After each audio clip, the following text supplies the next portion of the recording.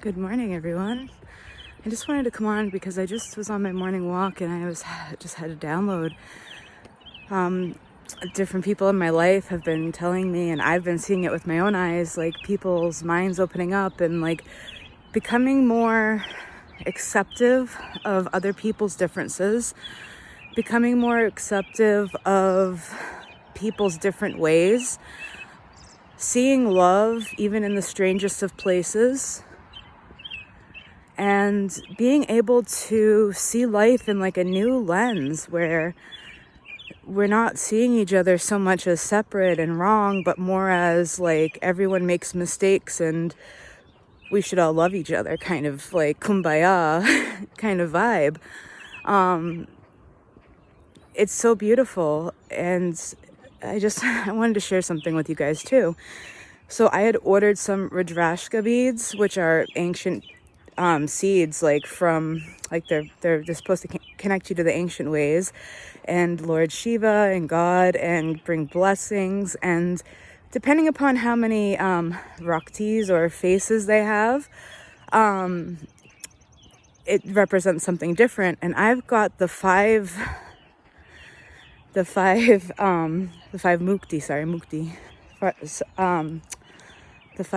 which is 5 faces, and it's supposed to represent the 5 faces of Shiva. And I ended up receiving them in the mail on the 6th, the 3rd. It was 6/3/2022, and it was the day that all of the planets aligned. And there was something that I read that said that the old gods are aligning. That night, I had a group meditation healing with my spiritual mentor, Joseph Adams, and he was like, okay, we're going to bring in Lord Shiva. And I'm like, oh my God, I have the Rudrashka beads. I'm wearing them.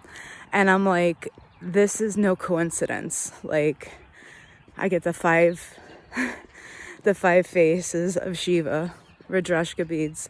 And then that night, we're calling in Lord Shiva for this healing. During the healing, I experienced something that I'd never experienced before in my entire life. And it kind of scared me.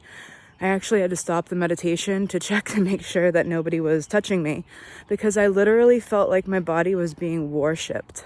And I woke up, I looked around me, I realized like, oh my God, like I felt this really strange energy running through me. It was running through my body and coming up through my nipples, my ears, and my feet. So strong. Like I'd never felt it before. It felt like my nipples were being stimulated, so I had to stop the meditation, and I'm like, what is going on? Because we're all doing like this remote group healing together. There's a large group of us that participate, and if you're interested, you should check out his website. I'll put it in the link below. They're really powerful, and they activate something inside of us, and they connect us back to each other, like back to the grid. And there's something so powerful about that. So yeah, I just wanted to come on and tell you guys the different things that I'm seeing. My mom, she's going to church. She started to feel called to go to this Christian church. She asked me if I wanted to go, and I just said, I'm sorry. I just find that I find God better inside of myself in nature than in a church with people preaching to me. I mean, there's something about different religions, certain ones in particular, that feel very like something was twisted. It doesn't feel like it resonates with me completely. I don't like how they separate God from us, and I don't like how they separate us from us, because we're all one with God through consciousness, through love, through God, and it's like, and I'm not religious. I just have gone through this spiritual awakening, and I just am seeing so much around me, and I'm just like, I was raised spiritual. Come to find out, everyone around me is Buddhists and Hindu Buddhists and Zen Buddhists and just beautiful, beautiful, beautiful people. I just thought that we were just spiritualists.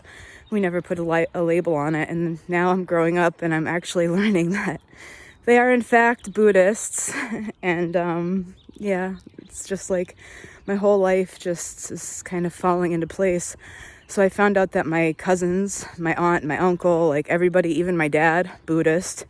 My mom very classifies as spiritualist, but she was raised Catholic. My dad was born and raised as a Christian, but then he went to like this Buddhism.